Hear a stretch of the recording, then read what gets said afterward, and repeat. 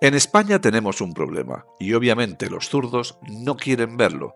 Es muy triste que Cayetana haya tenido que viajar hasta Miami para poder denunciar lo que Sánchez y Zapatero están haciendo: atacar la libertad de expresión, socavar las democracias y blanquear a Nicolás Maduro.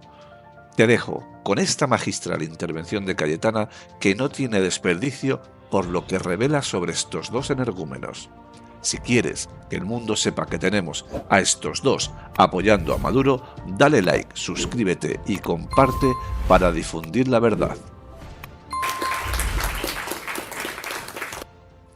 Los políticos han perdido el respeto a los hechos.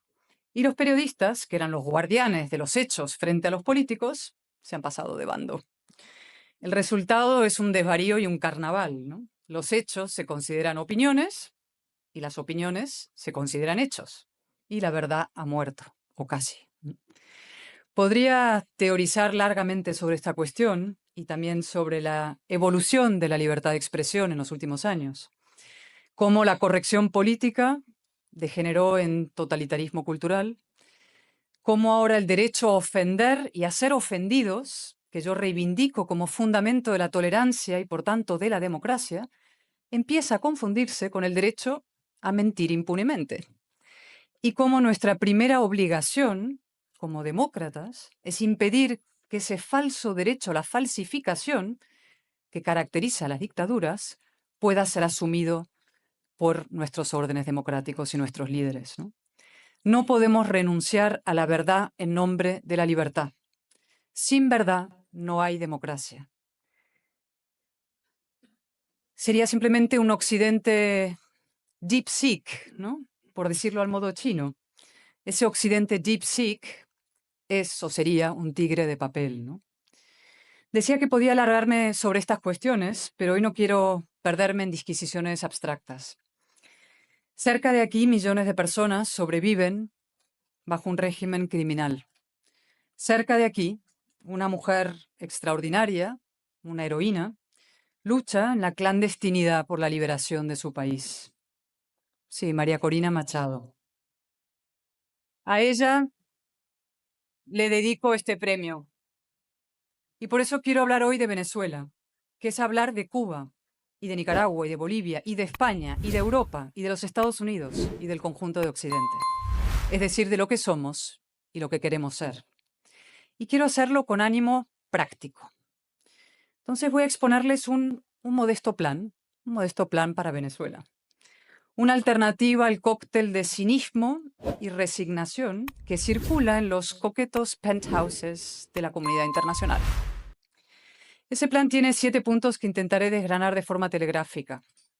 Me han dicho 7 minutos, pero quizá me extienda uno más. Primero, ¿cómo no? Decir la verdad y asumir sus consecuencias. El 28 de julio por la noche, ante el impúdico robo de las elecciones por parte de Maduro y su banda, María Corina pronunció una frase luminosa, decisiva. Dijo: defender la verdad no es violencia. Violencia es ultrajar la verdad. Efectivamente. De ahí el estupor, el escándalo que producen las contorsiones retóricas, la complacencia de buena parte de la comunidad internacional. A estas alturas todavía hay gobiernos democráticos que no califican a Venezuela como una dictadura. Estas 4 palabras, Maduro es un dictador, se niegan a pronunciarlas, buscan excusas, subterfugios, eufemismos, se ahorcan en su propia prosa con tal de no decirlo. Y uno de esos países es España. La izquierda española solo ve dictaduras en ojo ajeno, durita con los dictadores muertos, Franco, y blandita con los dictadores vivos, los Castro, los Maduro. O peor aún, trabaja para blanquear a los dictadores que considera suyos. El gobierno de España no solamente se ha negado a reconocer a Edmundo González Urrutia como presidente electo de Venezuela, en contra del mandato expreso del Parlamento español, por cierto, sino que hace unos días el ministro de Exteriores fue un pasito más allá. Dijo que Maduro representa internacionalmente a Venezuela y que, por tanto, España no puede desconocerlo como presidente. Es decir, legitimó el golpe de Estado. Se proclamó cómplice de un golpista y de un usurpador. No es el único. Menos explícita, por supuesto, la Unión Europea también está traicionando su compromiso fundacional y esencial con la democracia. La postura oficial de la Unión Europea es la siguiente. No ganó Maduro, pero tampoco ganó Edmundo. Entonces, ¿quién ganó? Napoleón Bonaparte. Y luego dicen que hay que combatir los bulos y la desinformación y la fake news en red, ¿no? No reconocer el resultado del 28 de julio es un doble atentado contra la realidad y contra la democracia. Es sentar un precedente diabólico que habilita a cualquier aspirante a déspota a desconocer la voluntad popular en su país. Y es legitimar y promover la posverdad que es propia de las dictaduras. Lo dije antes y lo repito. Sin verdad no hay democracia. Solo ruido y furia y relatos en combate. Violencia, como dijo María Corina. Verbal, civil y política. Segundo punto del plan. Ser valientes. Bastaría con una milésima parte de lo que son los dirigentes y los ciudadanos y el pueblo de Venezuela y de Cuba y tantos otros. Hostigados, secuestrados, torturados, asesinados, los venezolanos se han jugado la vida. Han salido masivamente a votar, con todo en contra. En una gesta épica sin precedentes, en una muestra de responsabilidad individual y civil sin parangón, han recopilado las actas, las han exhibido ante el mundo, han probado su victoria. No les pidamos más gestos de heroísmo. Seamos nosotros decentes. Hay que acabar con la vieja trampa del apaciguamiento. Elecciones legislativas ahora, convocadas por un golpista. Pero qué broma macabra es esta. Los venezolanos ya votaron. ¿Y otro proceso de diálogo? Como los 20 anteriores, igual de inútiles, o más bien igual de útiles para la dictadura. El apaciguamiento no apacigua a los tiranos, al revés, los envalentona. El apaciguamiento lo único que apacigua son las conciencias tiernas y los bolsillos hondos de sus patrocinadores. Es un negocio próspero. Y si no, pregúntenselo a José Luis Rodríguez Zapatero, el campeón del diálogo, un impúdico operador de Maduro y, ojo, de China, un hombre que trafica con el sufrimiento de los presos políticos, un individuo capaz de utilizar al yerno secuestrado del presidente electo como elemento de chantaje. Desgracia para Venezuela y vergüenza para España. Por suerte el mundo entero ya va conociéndolo.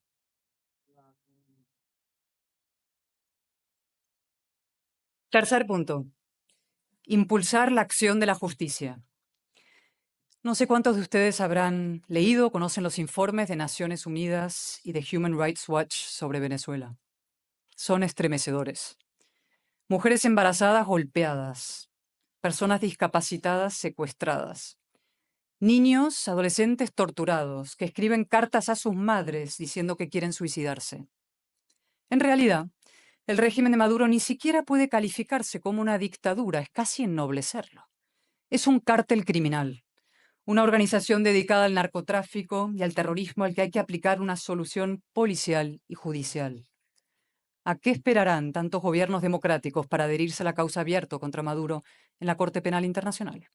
Y sobre todo, ¿a qué espera el fiscal Khan también para actuar? Los venezolanos no tienen tiempo, como no lo han tenido los cubanos. El tiempo en Venezuela se cuenta por muertos y por exiliados, 8 millones ya. ¿Está el resto de América? ¿Están los Estados Unidos dispuestos a seguir acogiéndolos? Sobre eso diré algo luego. Cuarto punto, endurecer y ampliar las sanciones. Se lo advertimos al presidente Biden y a Bruselas en vísperas del 28 de julio. No rebajen las sanciones, no lo hagan. Es peor que un gesto inútil, es un balón de oxígeno para la dictadura y así fue. No escucharon. Hay que elevar la presión al máximo. Maduro, Diosdado y su banda deben saber que el coste de atrincherarse en el poder es netamente superior al de marcharse. Que el puente de plata, que con tanta generosidad le tendieron las fuerzas democráticas, es su única opción. Sus cabezas valen hoy tanto como la de Bin Laden, por cierto. Mediten y meditemos gravemente sobre lo que esto significa y actuemos en consecuencia. ¿Reunirnos con esta gente? ¿Negociarnos con ellos como si reunirse con Bin Laden? Seamos mínimamente coherentes, ¿no? Quinto punto. Hay que dejar de financiar a la dictadura. Parece lógico, ¿no? Common sense.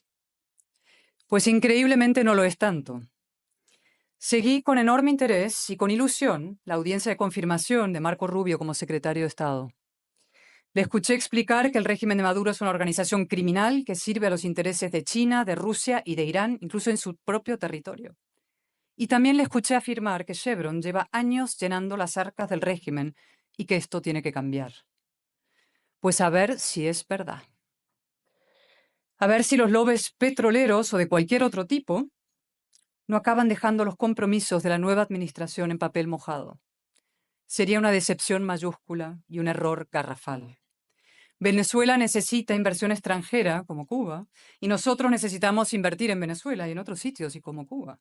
Pero para eso antes tiene que invertir en democracia, que además es la inversión más segura y más rentable.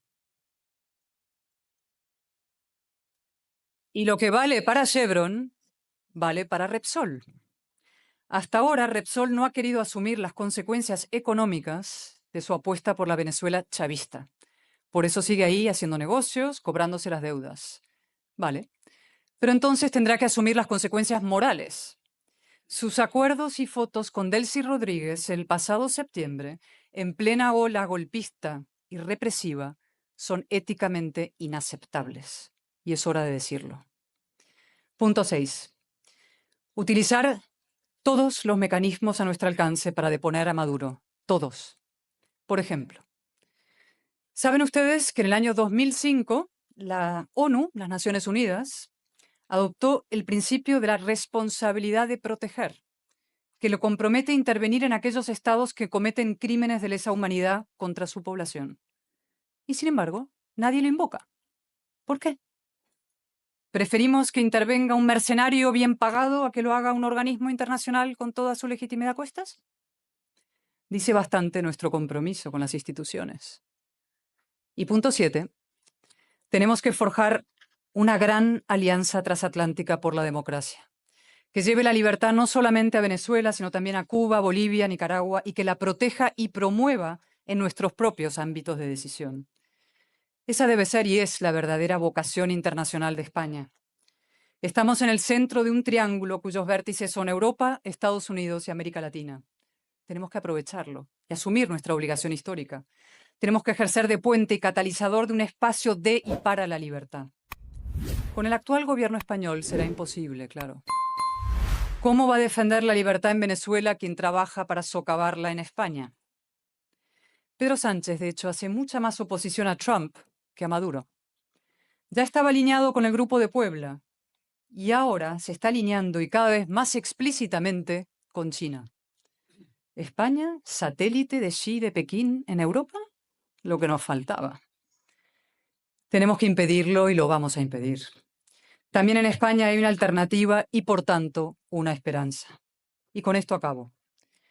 Con un mensaje para la administración Trump. Hagan honor a sus compromisos. Defiendan para los venezolanos lo mismo que reclaman para los americanos: libertad, seguridad y prosperidad. Lo mismo vale para los cubanos, por supuesto, y nicaragüenses y bolivianos. Y no olviden nunca que lo moral es lo eficaz. Revocar el estatus de protección temporal para los venezolanos no es justo ni es la solución. Perjudicaría a miles de familias trabajadoras y respetuosas de la ley que no han elegido exiliarse, sino que han huido de la represión y de la miseria. Y no resolvería el gravísimo desafío a la seguridad que plantean el Tren de Aragua y otras organizaciones criminales patrocinadas por el propio régimen. ¿Quieren una América segura? Depongan a Maduro. ¿Quieren que los venezolanos vuelvan a su país? Libérenlo. ¿Want to make America great again? Make Venezuela and Cuba free again. Este sí que sería un testimonio indiscutible de grandeza, el legado de una verdadera edad de oro. Muchísimas gracias.